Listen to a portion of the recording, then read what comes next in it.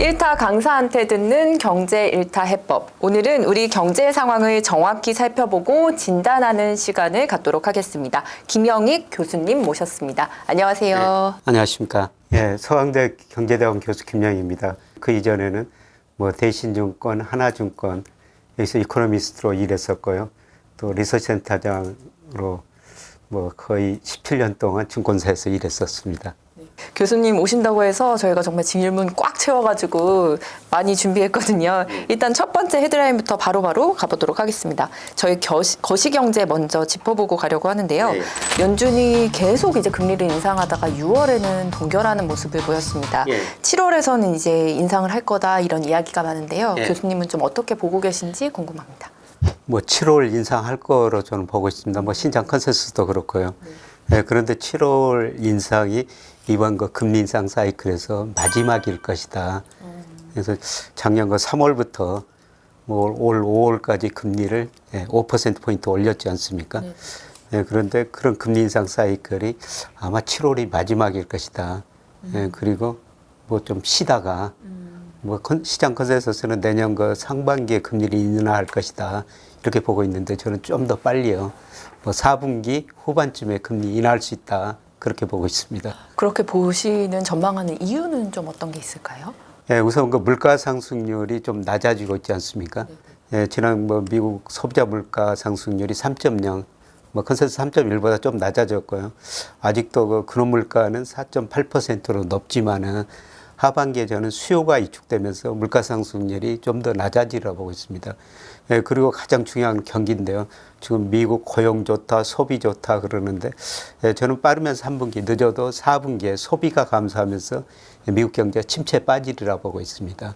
예, 그래서 금리 인하 시점이 시장 예상보다는 저는 좀 더 빠르게 보고 있습니다. 아까 올해 말 정도로 보신다고 하셨죠? 아마 11월, 12월 두 번 FOMC 시정 한 번 인하할 거로 보고 있습니다. 한국은 이번에 금리를 동결했습니다. 일부는 또 올려야 된다. 이런 이야기도 있었는데요. 이제 한국이 이제 금리를 동결하고 미국이 또 금리를 인상하면 사실 한미 금리 차가 더 커질 수밖에 없을 텐데 향후 조금 한국 증시는 좀 어떻게 될 거라고 보실까요? 우선 한국 우리 금리는 3.5% 계속 동결하고 있는데 우리는 금리 인상 사이클 마무리됐다. 물론 예상보다 또 물가가 더 높게 나오면은 금리를 한 번 더 인상할 수도 있지만요. 예, 저는 하반기 우리 소비자 물가가 2.5% 안팎이라고 보고 있습니다. 예, 6월에 2.7%였는데 하반기 평균은 6월보다 좀 낮아질 거라는 겁니다. 예, 이런 의미에서 금리 인상 사이클은 마무리됐다. 이렇게 지금 보고 있고요. 예, 그런데 금리가 이제 하락하면은 내리게 된다면은 주가는 긍정적이죠. 예, 그런데 기업 수익 좀 경기도 같이 지켜봐야 될 것 같습니다. 근데 제가 올해 주가를 전망하면서 5월까지는 한번 걱정하지 말고 투자하시고 그다음에 6, 8월에는 좀 조정을 거칠 것입니다. 예, 리스크 관리를 좀 하시는 게 좋을 것 같습니다. 이런 말씀을 드렸고 아마 4분기 내년 상반기까지는 저는 우리 주식시장 상당히 좋으리라고 보고 있습니다. 그 이유는 제가 선행지수가 올 3, 4월이 저점일 것이다. 작년 말부터 이런 말씀을 드렸는데요. 최근 OECD 선행지수, 한국 선행지수 발표했는데 6월 것까지 발표했는데 2월이 저점이 나와버렸습니다.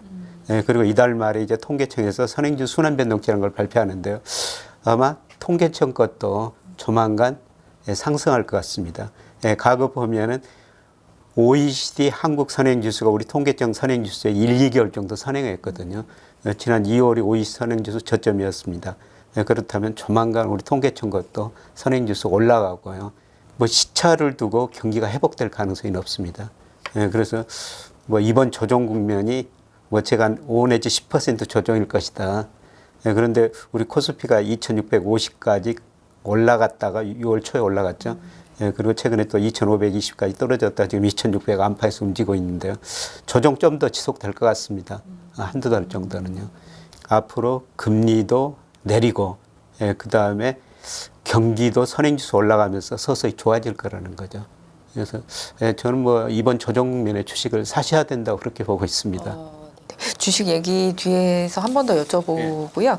일단 7월에 이제 아까 연준이 금리를 올릴 것 같다고 이야기를 해주셨었는데 그럼 한국은 앞으로 조금 어떻게 대응을 하는 게 좋을까요? 예, 이번 7월에 미 연준이 금리 올리면은 우리하고 미국 금리차가 2%포인트 정도 나거든요.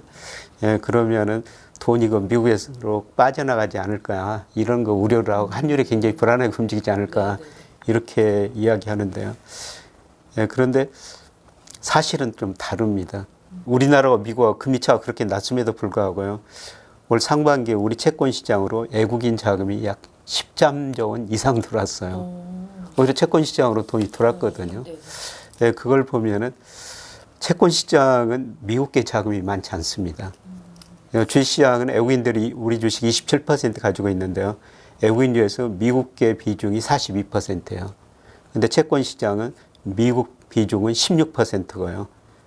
아시아계 자금이 무려 47%나 됩니다. 유럽 자금이 30%예요. 뭐 아시아 유럽 자금 합치면 거의 80%라는 거죠. 근데 우리가 일본, 홍콩, 싱가포르 금리보다 높죠. 유럽 금리보다도 높죠. 그러니까 아시아 자금이나 유럽 자금 우리 채권 시장에서 빠져나갈 이유가 없다는 겁니다. 그래서 이런 의미에서 뭐 미국 금리차 2%포인트 난다고 그래도요, 뭐 환율에 저는 큰 영향을 주지 않으리라 보고 있고요. 뭐 환율을 결정하는 거는 뭐 금리차도 있지만은 달러 지수, 우리 경장 지수, 미국 거 뭐 환율, 뭐 여러 가지 이유가 있습니다만은, 여러 가지 뭐 환율을 결정하는 요인 보면은 환율이 크게 오를 것 같지는 않습니다. 예. 그래서 뭐 3.5% 유지하더라도요, 외환시장 뭐 그렇게 불안하지는 않을 것 같습니다. 인플레이션 둔화 등의 지표로 미국 대형은행들이요, 경기 침체 가능성이 낮다, 이런 분석 보고서를 냈다고 하더라고요. 그래서 경기 침체에 대한 우려가 좀 사그라든 거 아니냐, 이렇게 보는 시각들도 있는데요. 하반기 미국과 한국 경제 어떻게 보고 계신지 궁금합니다. 저는 우선 미국 경제는 뭐 3분기에는 거의 0% 성장이 그칠 것 같고요. 4분기에는 마이너스 성장이라고 보고 있습니다. 이거는 뭐 제 견해뿐만 아니라 블룸버그 최근 컨센서스 보니까 뭐 4분기에는 한 마이너스 전분기 대비 연율로 마이너스 1.5. 예, 그 다음에 연준 지난 6월 그 의사록을 쭉 읽어보면요, 마일드 리세션이라는 표현을 더 쓰고 있거든요. 예, 연준도 경기 침체가 온다. 근데 그 정도의 문제라는 거죠. 실제로 저 미국 GDP가요, 지금 1분기부터 실제 GDP가 잠재 GDP 0.8% 밑에 있어요. 예, 잠재 GDP는 제가 미 의회가 추정하는 거 쓰고 있는데요. 지금 1분기부터 미국이 능력 이하로 성장하고 있다는 겁니다. 그런데 아마 그 3분기, 4분기 가면은 미국 경제는 침체에 빠질 가능성이 높고요. 그런데 우리 경제는 이미 그 작년 4분기에 마이너스 성장했죠. 우리 경제는 먼저 마이너스 성장을 했어요. 그래서 먼저 우리 경제가 침체에 빠졌기 때문에 우리 경제는 그래도 상대적으로 좀 나으리라 보고 있습니다. 예, 그래서 요새 뭐 블룸버그 컨센서스나 그 다음에 IB들 전망치 보면요, 올해 우리 경제가 한 1.2% 성장하는데 내년에 2.2% 성장한다고 보고 있거든요. 예, 그런데 미국은 올해 1.3인데 내년에 0.7%로 더 낮아진다고 보고 있어요. 그러니까 대부분 내년에는 올해보다 성장률이 거의 모든 국가에서 올라간다, 그렇게 전망하고 있는데 미국만 낮아진다고. 그래서 지금 그동안 미국이 너무 좋았던 거죠. 올해 또 세계 경제 화두라고 할까요? 경기 침체가 화두였는데요. 고물가, 고금리, 고환율 이런 삼중고가 구체적으로 좀 경기에 어떤 영향을 미칠지. 예, 작년에는 그 상고라는 이야기가 정말 많이 나왔지 않습니까? 상고라는 게 고물가, 고금리, 고달러. 그래서 물가가 높으니까 미 연준이 금리를 인상할 수밖에 없고요. 미국 연준이 금리를 인상하니까 돈이라는 게 눈이 있어가지고 달러 가치가 올랐었죠. 예, 그런데 이제 상고는 많이 해소됐거든요. 예, 작년 6월 달에 미국 소비자 물가가 전년 동월 대비 9.1%까지 올랐는데 이제 올 6월에는 뭐 3.0으로 많이 낮아졌지 않습니까? 예, 그리고 시장 금리는 좀 떨어졌고요. 기준 금리도 뭐지 인하할 겁니다. 예, 그리고 달러 지수가 많이 떨어졌지 않습니까? 작년 10월 초에 114였어요. 근데 최근에 99까지 떨어졌지 않습니까?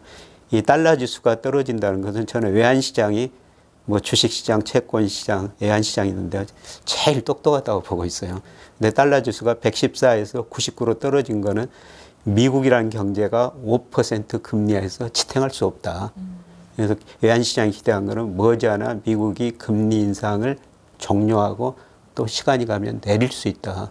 그런 기대로 달러 가치가 떨어졌다고 보고 있습니다. 그래서 올해는 제가 상고 대신 경기 침체라는 단어를 작년 말부터 쓰고 있는데요. 아직까지는 경기 침체가 안 왔어요. 근데 앞서 말씀드렸습니다만은 아마 미국 소비가 조만간 줄어들 것 같습니다.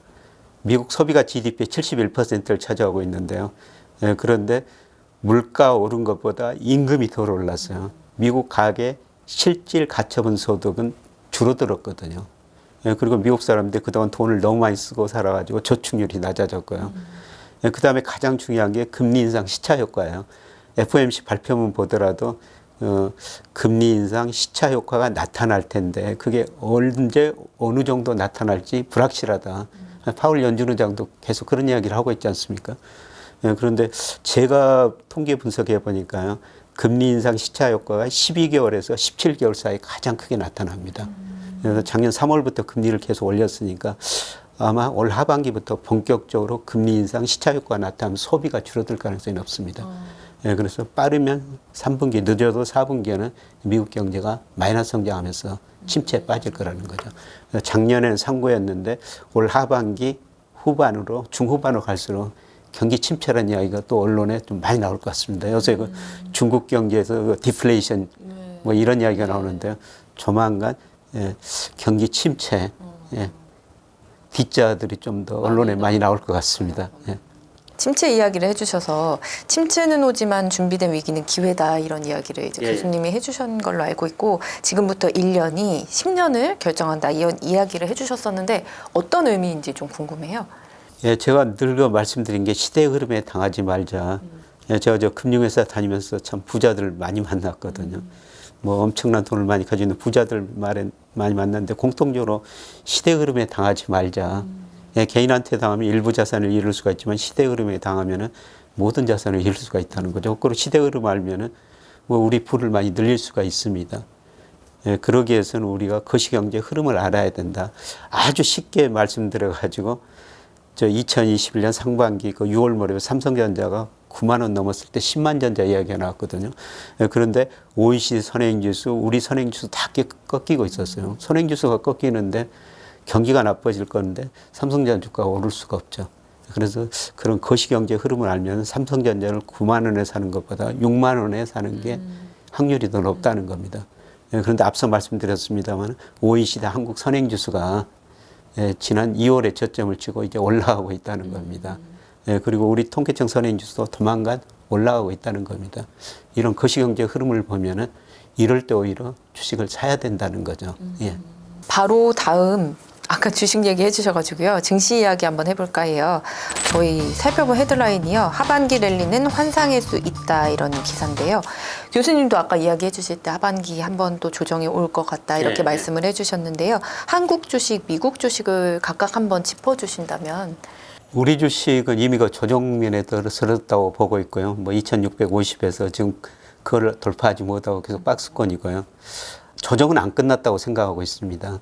예, 저는 8월 말 9월 초까지는 우리 주가는 좀 조정을 보일 거로 생각하고 있고요. 그런데 미국 주가는 아직 계속 오르고 있거든요. 예, 그런데 저는 미국 주가가 지나치게 경제 변수나 기업 수익에 비해서 지금 가대평가됐다고 보고 있어요. 예, 대표적으로 어제 보니까 예, 미국의 배당 수익률이 1.5%더라고요. 장기 평균이 4.3%입니다. 예, 그만큼 분모에 있는 주가가 많이 올랐다는 거죠. 예, 그리고 최근에 그 미국 산업 생산 전월비 감소한 거로 나왔고 뭐 소매 판매 약간 증가했으면 소매 판매 그다음에 산업 생산 고용 예, 미국 M2 이런 거 4대 경제 지표로 예, 미국 적정 주가를 평가해 보면요. 한 3,930 정도 나와요. 예, 그리고 미국 올해 명목 GDP 뭐 실질 GDP 한 1.5 물가 4% 가정해 가지고 명목 GDP 5.5% 성장한다고 가정하더라도요. 뭐 적정 주가가 S&P 500 기준으로 3,630 정도 나오거든요. 그러니까 최소한 10% 이상 미국 주가는 가대평가됐다는 겁니다. 예, 조만간 미국 주가가 저는 앞으로 2달 이내에 한 10% 정도 조정을 보이리라고 보고 있습니다. 우리 주가는 미리서 조정을 보였고요. 미국 주가가 조정 보이면은 우리 주가도 한 번 더 떨어지겠죠. 그런데 우리 주가는 미리서 떨어졌기 때문에 미국 주가가 앞으로 10% 떨어진다면은 아마 우리 코스피는 5% 안팎이 저는 그칠 거로 보고 있습니다. 이렇게 주가 조정 타이밍이 왔을 때 사실 그 기간에 이제 매수를 하는 경우가 이제 있잖아요. 예. 그런 매수 타이밍을 잡는 신호라고 할까요? 그런 건 어떻게 볼 수 있을까요? 뭐 저는 저 같은 경우는 제 나름대로 기준이 있거든요. 그래서 코스피 이거 추세를 구합니다. 그래서 HP 필터로 통계적 기법이 있는데요. 그 추세에서 코스피가 10% 이상 위로 가면요. 주식 비중 줄입니다. 근데 최근에 지금 10%까지 가서 제가 주식 비중 좀 줄였는데요. 예. 거기에 접근하면은 다시 사고요.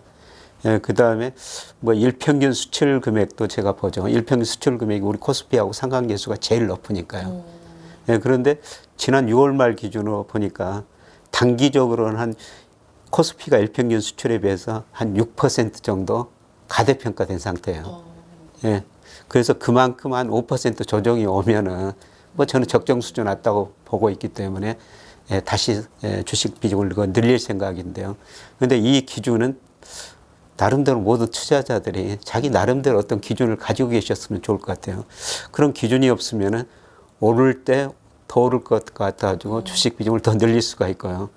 그 다음에 떨어질 때는 더 떨어질 때가 가지고 주식 비중 더 줄일 수가 있거든요. 그래서 나름대로 하나 기준을 마련하시는 게 좋을 것 같은데 저는 단기적으로 그 HP를 대한 추세, 그 다음에 일평균 수출에서 얼마나 코스피가 벗어났는가, 그것 가지고 단기적으로 비중을 좀 늘렸다 줄였다 하고 있습니다. 그렇다면 이제 하반기에 주목할 섹터라면 교수님은 어느 부분을 좀 집중하고 계실까요? 요새 뭐 2차 전지 아니면 주식이 아닐 것 같은데. 2차 전지 좀 보고 정말 계세요? 좀 많이 오르더라고요. 네, 2차 전지 전망 그럼 좀 설명 좀 부탁드릴게요. 뭐 장기적으로는 저는 계속 오르리라고 보고 있습니다. 근데 단기적으로는 추세에서 2로 너무 벗어났거든요. 제가 앞으로 1, 2개월 코스피가 조정을 보일 것이다. 한 5% 이상 조정을 보일 것이다. 이런 말씀을 드렸습니다만 저는 같이 조정을 보이리라고 보고 있어요. 그런데 뭐 장기적으로 보면은 2차 전지만큼 성장주는 없죠. 뭐 세계 그 전기차 시장 점유율이 세계 평균은 중국은 20% 넘었지만 세계 평균은 이제 10%간 넘었거든요. 앞으로 90%가 남아 있다는 겁니다. 제가 50%까지 침투율이 됐다면은 뭐 2차 전지에서 말씀 안 들을 텐데 아직도 많이 남아 있다는 겁니다.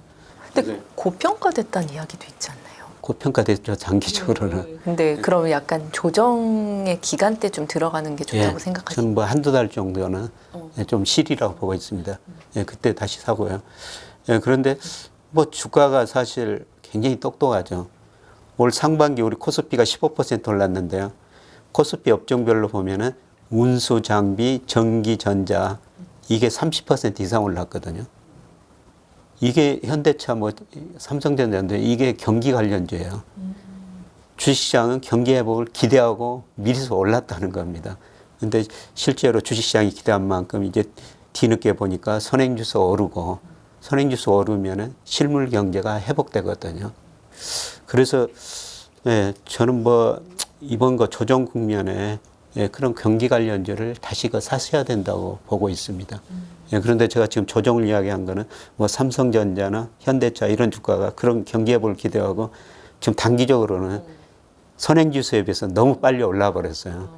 그 괴리가 좀 좁혀지는 과정에서 조정이라는 겁니다. 그런데 이제 우리 통계청 선행지수 증가세가 몇 달 뒤면 또 확인이 될 거거든요.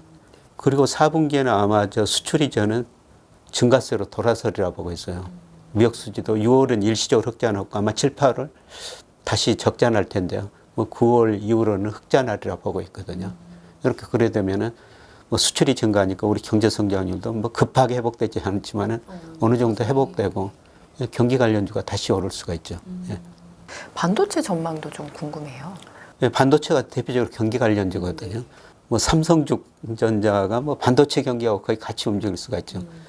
근데 삼성전자 주가가 이 선행지수하고 거의 같은 방향으로 움직이고 있습니다. 그래서 선행지수가 증가한다는 것은 삼성전자 주가가 좀 미리서 반응이 좀 오른다는 거죠. 삼성전자 주가가 오른다는 것은 거시적 측면에서 보면은 반도체 경기가 회복된다는 겁니다. 일부 그 반도체 전문 그 연구소 뭐 전망치 보니까 올 4분기에는 수요가 공급을 초과할 것이다. 뭐 이제 공급을 줄이고 있으니까 뭐 이런 전망도 나오고 있습니다. 이번 조정 국면에 뭐 연초에 사실 그 못 사셔가지고 5만 원, 5만 2천 원인가 해서 지금 7만 2천 원대까지 올라왔는데요.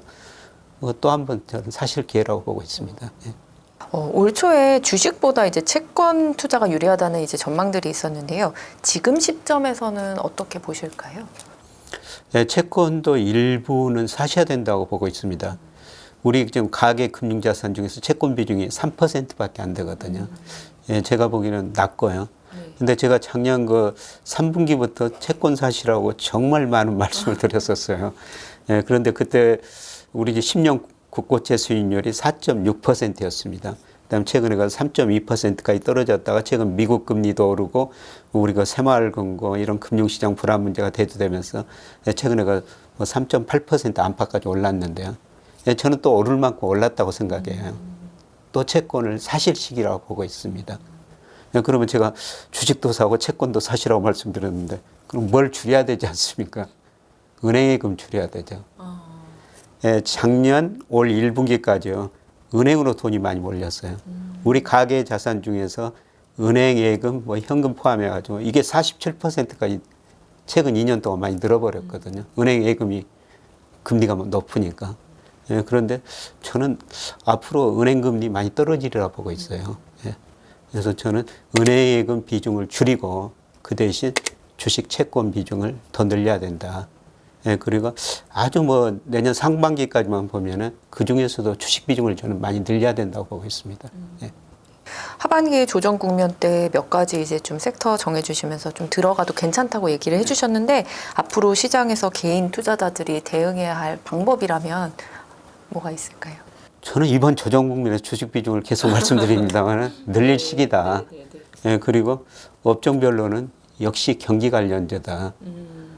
그러니까 제가 경기 사이클에 따라 가지고 뭐 종목 뭐 업종별 비중을 좀 권유하는데요. 예, 제가 작년에는 경기도 수축 국면, 그 다음에 주가도 하락 국면이라고 봤기 때문에 좀 보수적으로 투자하자. 그러니까 KT 같은 주식 사가지고 그냥 배당 받는 게 좋을 것 같습니다. 이런 말씀을 드렸는데 올해는 제가 KT 말씀 안 드리거든요. 올해는 KT 사시는 것보다 삼성전자를 사시자. 이런 말씀을 뭐 작년 말부터 계속 드리고 있습니다만은 경기 사이클상 이제 서서히 회복 국면에 들어설 거라는 겁니다. 그래서 이번 조정 국면이 얼마나 좀 깊을지 그것도 저는 잘 모르겠습니다만은 저는 앞으로도 5% 안팎 조정은 있으리라고 보고 있는데요. 뭐 그렇게 되면은 종목별로는 뭐 더 많이 떨어질 수가 있죠. 뭐 이럴 때 또 그런 거 경기 관련주를 사시는 시기라고 보고 있습니다. 세 번째 키워드는 부동산 전망입니다. 집값이 이제 떨어질 만큼 떨어졌다라는 시각과요. 다시 또 이제 반등을 할 것 같다. 뭐 이런 시각들 여러 가지 의견이 분분한데요. 교수님은 지금 부동산 시장 어떻게 보고 계실까요? 저는 아직도 하락 큰 흐름은 추세라고 보고 있습니다.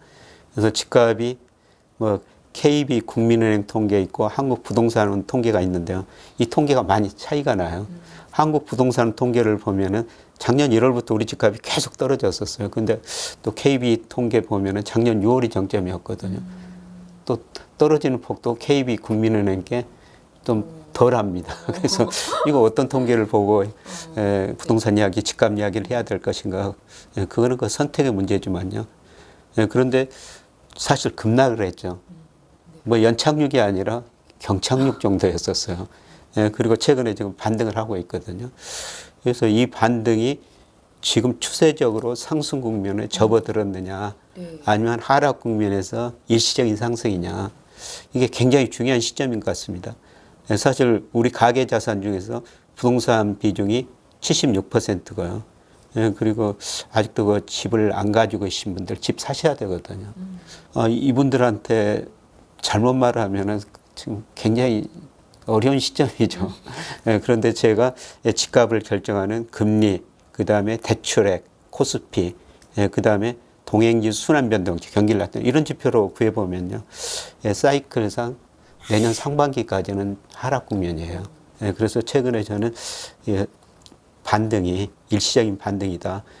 급매물이 소화되었고 실수요자들이 집을 사면서 거래도 늘어났고 가격이 올랐다. 근데 지금 좀 어떤 상태냐면 제가 판단하기에는요. 요새 집값이 좀 오른다고 그러고 심리도 개선되니까 집을 팔려는 사람들은 가격을 올리고 있거든요. 근데 집을 살려는 사람들은 뭐 아직도 불안하죠. 그쵸. 올려서 안 사는 거예요.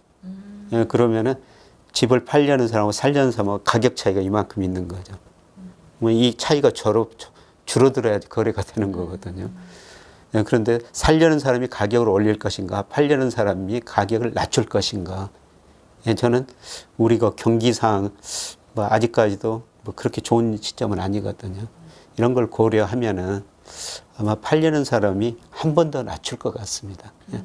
그러면서 다시 한번 좀 하락하리라고 보고 있습니다. 집값 저점을 이제 확인할 수 있는 신호라면 뭐가 있을까요? 뭐 심리지수 같은 거 봐야 되죠. 예, 그래서 KB 국민은행 같은 데 보면은 50대 선도 아파트 지수를 발표해요. 그러니까 우리 아파트 가격 지수를 선도하는 50개 지역이 자기들 나름대로 그동안 통계적 경험을 쌓아가지고 예, 그런 지수 한번 참고해 볼 필요가 있고요. 예, 그 다음에 한국 부동산에서도 부동산 심리지수 발표하고요. 예, 그 다음에 한국은행에서도 매월 그 소비자 심리지수를 발표하는데요. 예, 거기도 예, 집값 전망, 주택가격 전망 CSI라는 걸 발표하거든요. 예, 그래서 거기 보면 앞으로 그 12개월에 집값이 어떻게 될 것인가 뭐 그런 걸 물어봅니다. 이게 작년 11월에 63이었는데요. 최근 그 6월까지 발표했는데 100까지 올라 버렸더라고요. 100 의미가 뭐냐면은 올라간다고 생각하는 사람하고 떨어진다는 생각하고 숫자가 똑같다는 거예요. 근데 그 수준까지 지금 올라와서 심리는 개선됐습니다. 예, 그런데 제가 그 선행성을 보니까 그 한국은행 심리지수, 주택가격 심리지수가 뭐 실제로 주택가격이 한 13개월 이 정도 선행하더라고요. 작년 11월에 저점을 쳤으니까 뭐 13개월 선행하면은 내년 뭐 상반기 어느 시점일 수가 있다는 겁니다. 예, 그런데 아주 재밌는 거는 예, 거기에 한국은행 그 심리지수 보면은 남자 심리지수가 있고 여자 심리지수가 있습니다. 예, 그런데 늘 그 여자 심리지수가 남자 심리지수보다 높고요. 근데 제가 통계를 분석해 보니까 여자 심리지수가 집값을 더 잘 설명합니다. 네, 여자 의견이 많이 입김이 많이 들어가서 아무래도 그렇죠. 그런 집은 거겠죠? 뭐 대부분 네. 여자분들이 결정하지 않습니까? 그렇죠. 네. 예, 그래서 뭐 여자분들 심리 뭐 그걸 잘 관찰하시는 게 좋을 것 같습니다. 꿀팁이라면 정말 꿀팁이네요. 급격한 집값 상승이 어렵다고 교수님이 예전에 한번 말씀을 해주셨던 걸로 아는데요. 그 이유가 뭘까요? 예, 저는 장기적으로 우리가 집값이 최근에 몇 년 동안 계속 올랐기 때문에 뭐 집 사면 가격이 올랐기 때문에 투자재다 이렇게 생각할 수도 있지만은 예, 저는 생각이 좀 바뀌어야 된다고 보고 있습니다. 예, 집은 이제 투자재가 아니라 그냥 사는 곳이다, 소비재다. 예, 그동안 우리가 높은 가계부채, 인구 고령화 이런 것 때문에 그 집값이 떨어진다고 했는데 그래도 집값이 올랐던 거는 소득이 증가했고 가구 수가 증가했습니다. 예, 그런데 우리나라 잠재 성장률이 지금 2%에서 1% 후반으로 진입하는 과정이고요. 경제 성장이 낮아지니까 우리 가계 소득 늘어나는 속도가 줄어든다는 겁니다.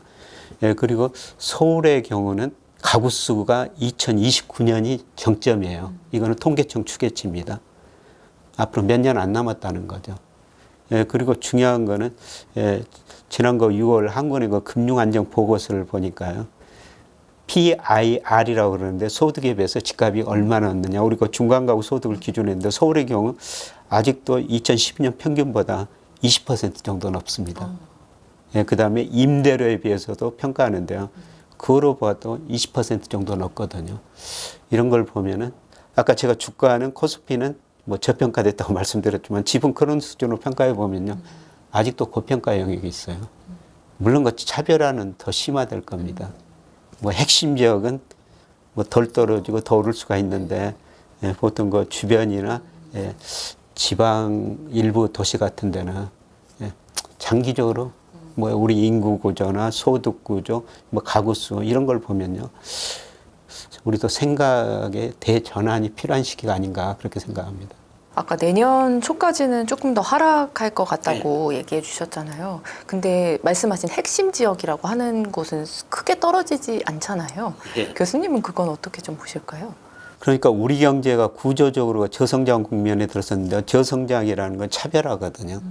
그러니까 경제 규모 파이가 커지는 게 계속 줄어드니까 그걸 나눠가자는데 경쟁력 있는 기업은 더 많이 가져가고요. 경쟁력 없는 기업은 시장에서 퇴출될 수밖에 없어요.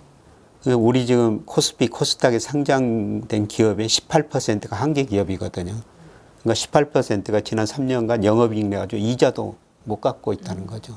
그래서 갈수록 어려워진 회사는 더 어려워지고 잘된 회사는 더 잘 되고요. 소득 차별화도 더 심화될 거예요. 예, 그래서 사실 서울 핵심 지역에 있는 사람들은 소득이 대부분 높은 사람들일 겁니다. 여기는 제가 생각하기에도 뭐 그렇게 많이 안 떨어지고요. 예, 더 오를 수도 있죠. 예. 근데 모든 게 차별화라는 겁니다. 주식시장도 차별화, 뭐 부동산 시장도 차별화, 예, 소득도 차별화. 이게 지나치게 심화되면 큰 문제가 발생하는데요. 예, 지금 차별화가 계속 더 심화되고 있는 것 같습니다.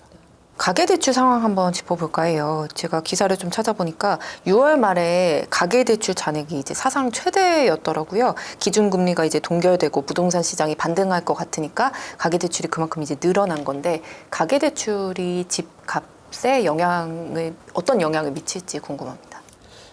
우리나라 가계대출 보면은 70% 이상이 집담보대출이거든요. 부동산 담보대출입니다.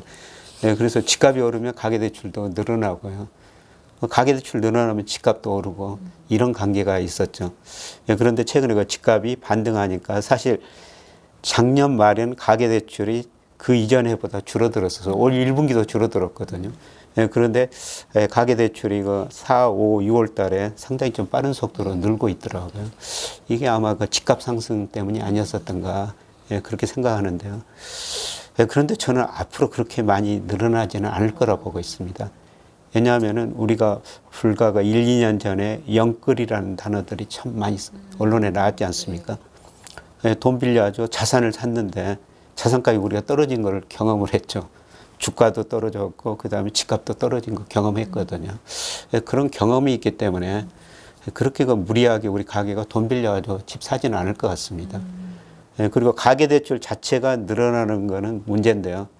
예, 그런데 사실 우리 그 GDP 대비 가계 부채가 작년 말 105%였거든요. 세계에서 가장 높은 나라 중에 한 나라예요. 근데 1분기에 102%로 떨어졌는데 아마 2분기에는 좀 다시 오를 것 같은데요.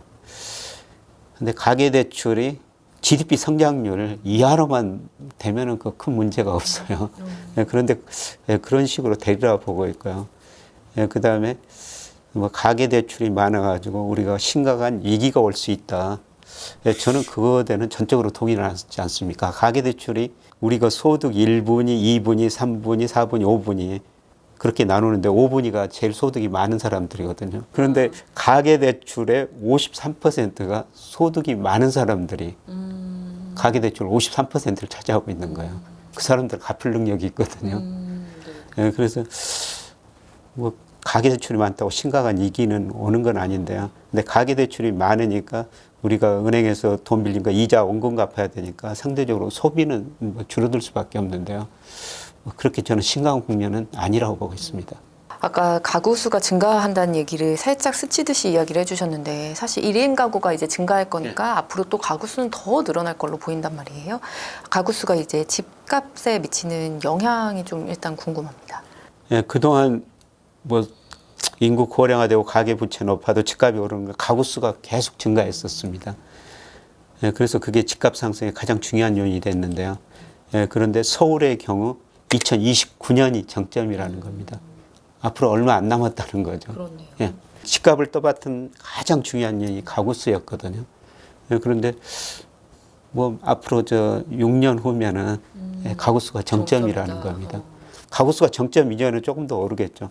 예, 그런데 가구수가 이렇게 점점 그 정점이라는 생각이 예, 사람들이 집을 사려는 사람들이 이런 걸 생각하면은 집이라는 게 좀 멀리 생각하고 사셔야 되거든요.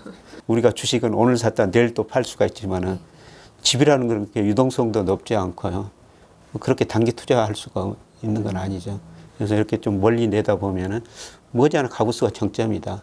집값 상승을 떠받친 가장 중요한 요소가 가구수였는데 그것마저도 감소한다. 저는 집은 사는 곳이라고 생각하고 있거든요. 그냥 집은 하나 있어야 돼요.